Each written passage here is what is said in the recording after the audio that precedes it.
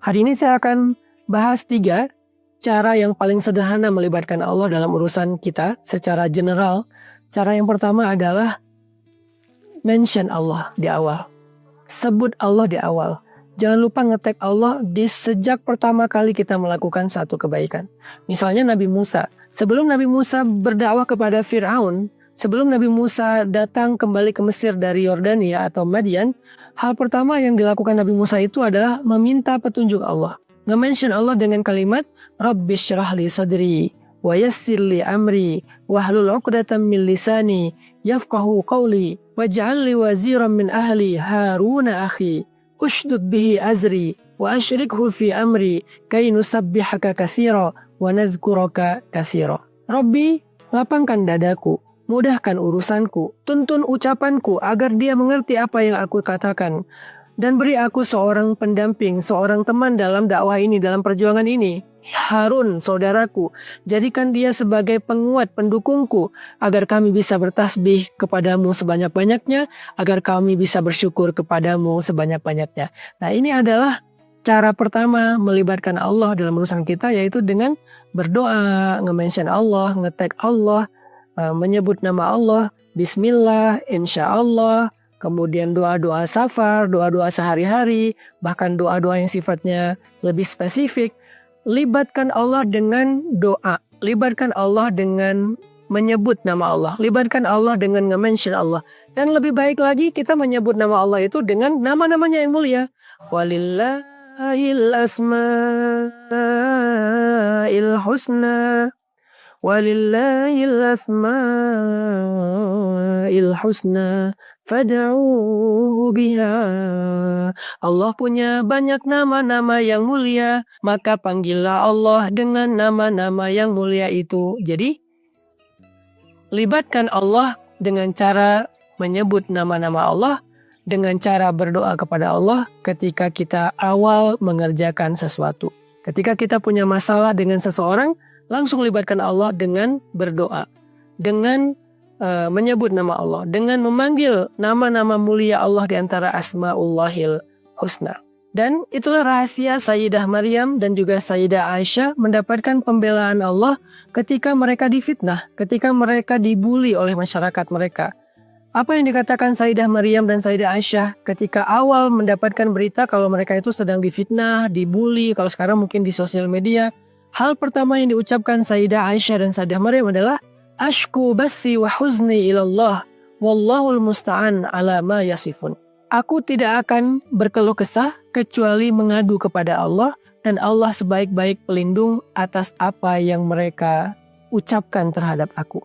Nah, ketika Sayyidah Aisyah dan Sayyidah Maryam melibatkan Allah dengan lisan, dengan ucapan-ucapan doa, menyebut nama Allah, memanggil Allah, itu Allah langsung terlibat. Sehingga ketika Allah terlibat, terjadilah keajaiban. Apa keajaibannya? Sayyidah Maryam langsung mendapatkan keajaiban, tiba-tiba bayinya bisa bicara dan membela ibunya. Gak ada satupun yang bisa menolak berita dari bayi tersebut. Akhirnya bersihlah nama Sayyidah Maryam. Sedangkan Sayyidah Aisyah mendapatkan keajaiban, tiba-tiba turun ayat di surat An-Nur khusus dari Allah untuk membela Sayyidah Aisyah. Jadi kalau kita pengen dapetin keajaiban jalan keluar dalam masalah kita, ya sebut nama Allah. Itu juga yang dilakukan Nabi Musa kan. Ketika Nabi Musa mentok dengan laut, di belakangnya ada pasukan Firaun, pengikutnya mulai berkeluh kesah, maka Nabi Musa mengatakan, Kalla inna ma'iyya rabbi sayahdin. Pasti Allah bersamaku dan dia akan memberiku jalan keluar. Allah disebut, Allah dipanggil, Allah dilibatkan.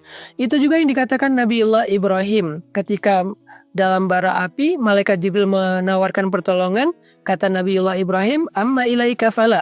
Kepada engkau Jibril, aku gak butuh apa-apa. Lalu Ibrahim mengatakan, Hasbiyallah wa ni'mal wakil. Cukup bagiku Allah sebaik-baik penolong dan penjaga. Akhirnya ketika Nabi Ibrahim nge-mention Allah, Allah terlibat. Ketika Allah terlibat, terjadi keajaiban. Nabi Musa, Allah belah lautan sehingga bisa menyeberang seperti jalan tol sampai ke tujuan. Nabi Ibrahim, Allah jadikan api itu bukan padam, tetapi sejuk dan nyaman buat Ibrahim. Semua kita pasti akan mendapatkan hal yang sama, itu pasti, absolut. Apa yang Allah kisahkan di dalam Al-Quran, maka sesuatu yang bisa ditiru. Gak ada satupun kisah-kisah Al-Quran yang sifatnya gak mungkin ditiru. Mungkin teman-teman ada yang bilang, itu mah cuma terjadi kepada para nabi. Kita kan bukan nabi. Teman-teman, kalau kita berpikir demikian, kita sama aja mengatakan Al-Quran itu asatirul awwalin, dongeng-dongeng yang tidak ada artinya.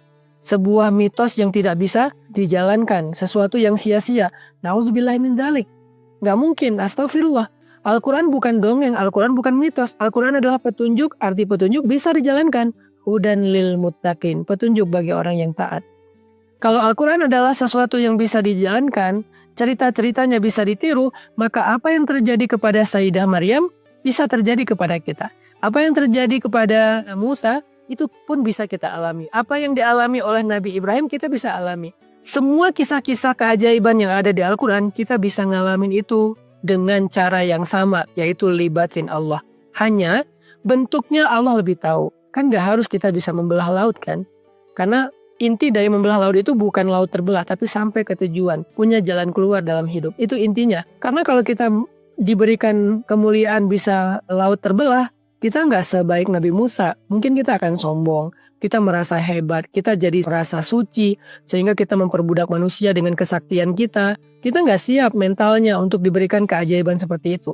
Kita nggak harus merasakan adegan laut terbelah, tetapi yang paling inti adalah kita merasakan keajaiban di mana tiba-tiba jalan keluar itu terbuka di depan kita.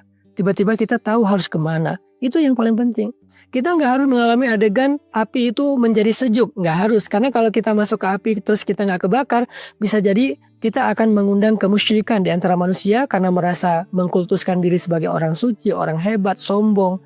Maka Allah nggak memberikan itu pada kita. Beda dengan Nabi Ibrahim yang salih.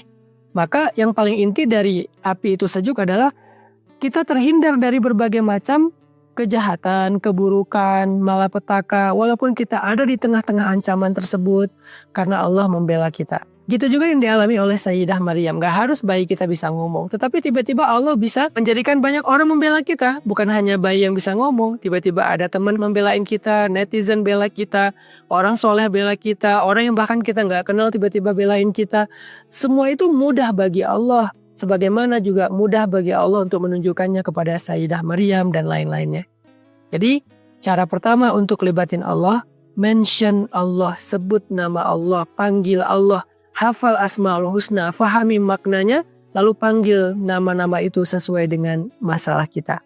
Insya Allah tips berikutnya akan kita share pada episode yang lain dalam program Libatin Allah. Yuk kita libatin Allah dalam hidup kita, biar semuanya menjadi mudah dan gak ada kesulitan setelah Allah terlibat dalam masalah kita.